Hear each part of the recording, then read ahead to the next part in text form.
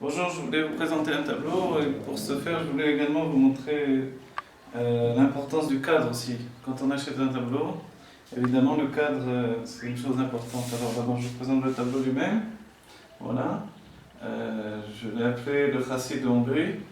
Le Chassidut, c'est un mouvement qui a été créé au XVIIIe siècle, un mouvement qui est venu par l'investigation du Baal Shem Tov, le maître du bon nom. Le Baal Shem Tov a apporté un renouveau dans le judaïsme, un renouveau de ferveur, de foi, de joie aussi dans le service de Dieu, entre autres par le chant, et puis une vie finalement axée sur la confiance en Dieu au quotidien et une grande exaltation dans toutes les actions qui sont liées au commandement de Dieu, mais dans la vie quotidienne. Voilà. Et ici c'est un chassid donc, avec son streimel typique des chassidim. Bien qu'il y ait plusieurs noms, Spodik, Streimel, etc., ça dépend selon la taille. Voilà, c'est une belle figure. Le dessin est réaliste. Les couleurs ici sont exécutées à l'acrylique. Voilà, je voulais le présenter. Je vais continuer à vous l'expliquer en vous démontrant comment finalement un cadre peut apporter un plus. Regardez ici, j'ai le cadre d'un tableau que j'ai exécuté en extérieur. Un tableau qui a été vendu à des clients américains qui me les ont mis en garde. Voilà, je vais vous montrer. Regardez, le cadre vient de la galerie elle-même qu'il a commandé pour ses murs, on va dire, pour exposer, pour mettre en faveur toute la qualité du tableau. Regardez maintenant.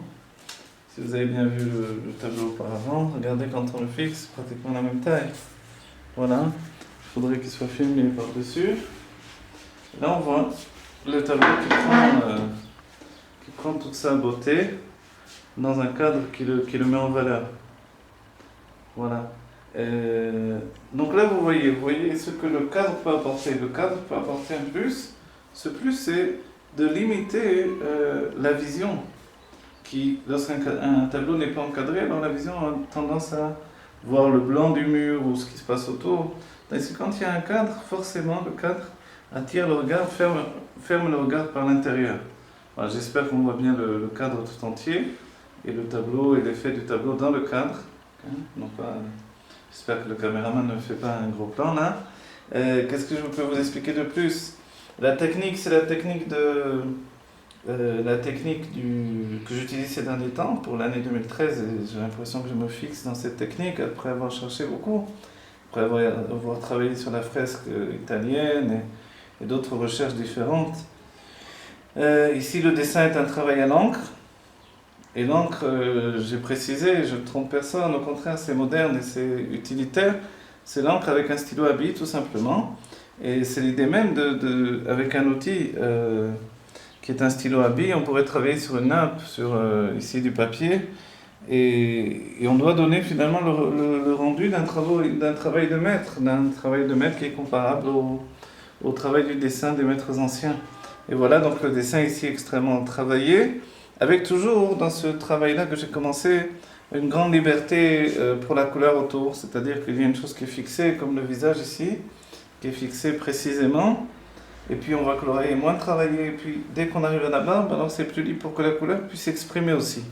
La couleur qui a son propre dessin, sa propre manière, côtoie le dessin précis du personnage.